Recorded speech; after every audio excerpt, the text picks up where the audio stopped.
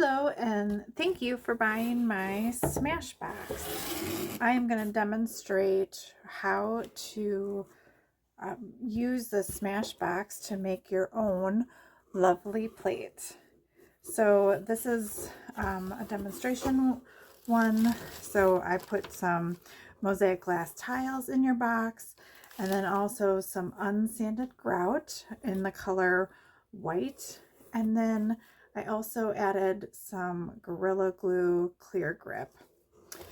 Underneath all of this is the plate, and on each box I do have a before you smash, and then once you smash it, you can add it to your tray that I put down here on the bottom of your box. So we will demonstrate how to smash your plate first. I'll demonstrate with this Christmas plate, and then we'll put it on this tray, and we'll go through all of the steps today in this video. So some additional tools that you might need in order to smash your plate for your tray is maybe some heavy-duty gloves so you don't cut yourself on the broken plate or the glass that you'll use, a hammer, and then there are a couple of different tools that you can use that you can buy at the Home Depot or any kind of hardware store.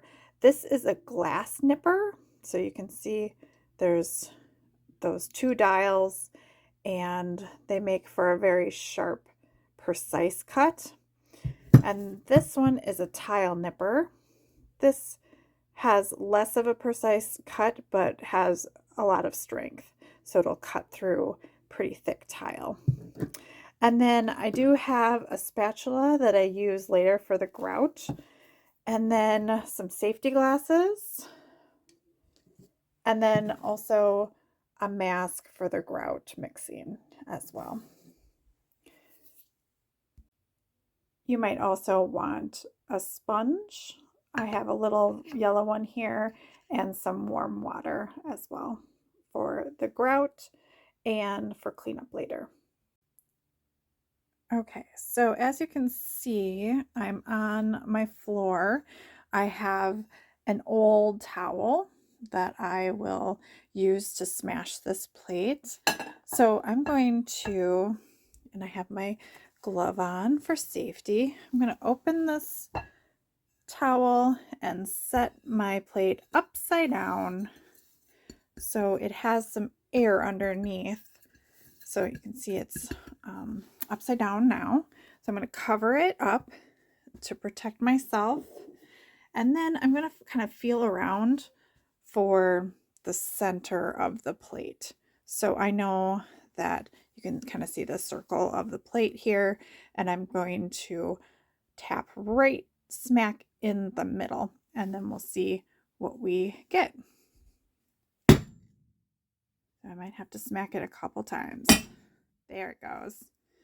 And then I'm going to take a look at it. So you can see I still have some work to do. This part didn't pop off the rim, and this is what we're aiming for. You can see that it kind of popped off the rim here. So I'm going to smash and try to see if I can't get more of the plate off that little rim.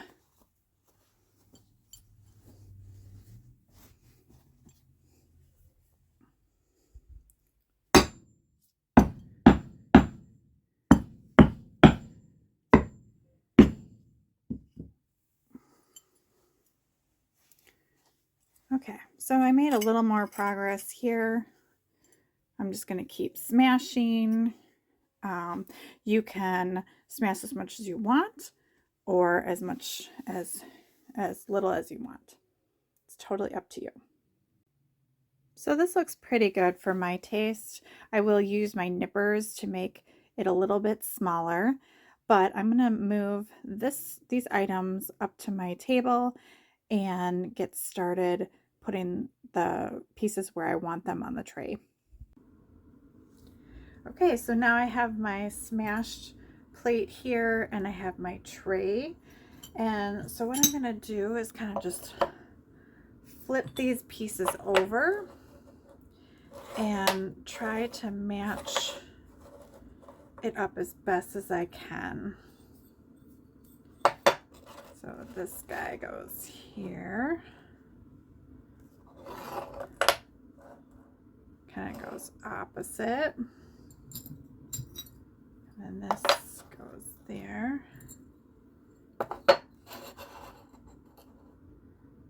And that goes there. So you can see kind of the middle of the plate here already. And what we want to do is make sure that they're all flat. So like you can see this kind of is wobbly because it still has that rim. So what I'm going to do is I'm going to take my tile nippers, and I have my safety glasses on, and I'm going to nip that little piece off and just keep on nipping it.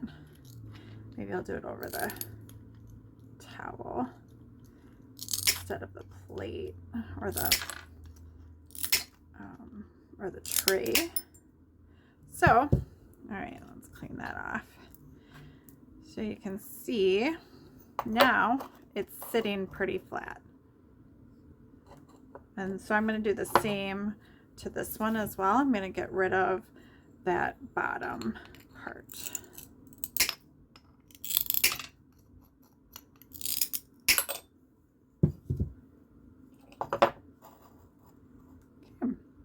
And, you know, I'm doing this pretty precise because I want the snowman to look like snowman, but you can do whatever you want. You can smash it up and create different patterns with the plate that you have chosen in your Smashbox. And so it can look all different ways. Oh, this one's being a little stubborn. There. So you can see that's the bottom of the snowman. And then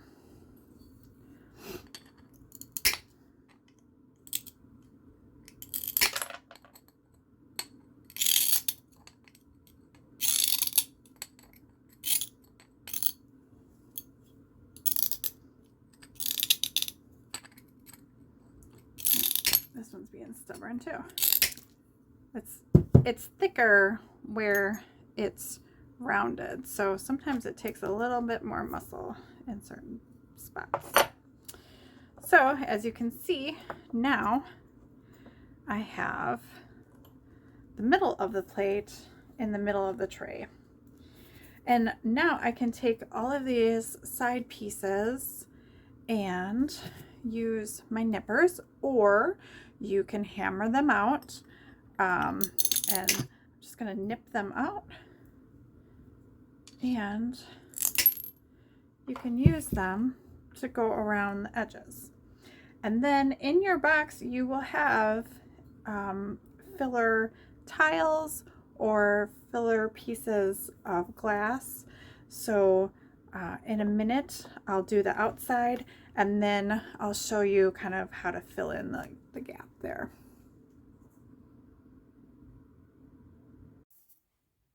Okay, so now I have most of the rim cut into little pieces. I try to cut them into pieces about this size, so maybe 1 inch by 1 inch. You could go a little longer, but I could also cut this in half, and then use that. So you might notice that I actually switched to this glass cutter. It just seemed to work better for this plate because it's an older plate. So it needed a little more precise cut. Let's see, this one's a little thick, so I'm going to cut that down a little bit. And you can see like the pieces go everywhere. So using proper protection will be good for your eyes and your hands. So as you go around, you can lay this out however you want. It doesn't have to be perfect. And you can just kind of fill in the gaps. You can cut different pieces to different sizes to fill in where you want. You can use your extra glass or glass tiles that I gave you in your box to cut in and make the pieces a little closer together. You want them to be pretty close, like the gap should only be maybe 1/8 or 1/4 inch for the non-sanded grout. So you do want them to be pretty cozy. So I'm just going to play with this for a little bit to get it perfect how I want, and then we'll be adding our extra glass. Okay, so now I got them kind of laid out where I want them, and I'm going to use these tiles that kind of match the white. I like that idea of adding more to the white, and it kind of looks snowy. So I'm going to open these up, and for these you might have different tiles in your box, but there's like a flat shiny side, and then there's the side with the ridges on it. You want to actually put the ridges down so then it will adhere to the back. So I'm going to place these around and maybe cut up a few, and then we can glue it next. So here you can see some of the progress that I've made. I have decided to cut these squares into littler pieces just so it really kind of is cohesive with the plates. So I'm just going to keep on cutting these tiles into little spaces, and I'll show you the finished product. Okay, so now I have them all laid out how I want them. The gaps between the tiles and the plates are pretty good. And so now I'm going to start gluing down. So you just need a little dot on the back for each one. And then I would wait 24 hours for grouting. So I will see you back here tomorrow. So I'm going to give you a little bit more information about gluing. So in the box I gave you this Clear Grip Gorilla Glue, and this is contact adhesive. It's really strong, so it'll do just fine on this.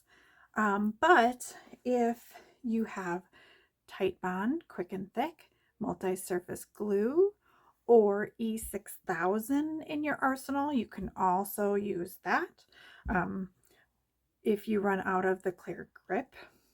And then also, one of my tried and true is this Professional tile adhesive. And so it is the mastic that goes down on standard wall and floor tiles. But I also love to use it on these small projects sometimes too. And one of my tricks that I have for doing these trays, I get it all set up to what I want it to look like, and then I use a pretty wide masking tape, and I put it over the top just like so, and then push it down very carefully on all of the pieces of glass and the tile. And then I keep on doing it until it's covered my whole tray. So I do reuse this masking tape, so it doesn't just go to waste for a single use, but it is a very quick way of keeping your things together if you're going to glue all of it back at once. So you can see too that I'm laying it over the piece next to it. That way there's no gaps in the stickiness and the coverage.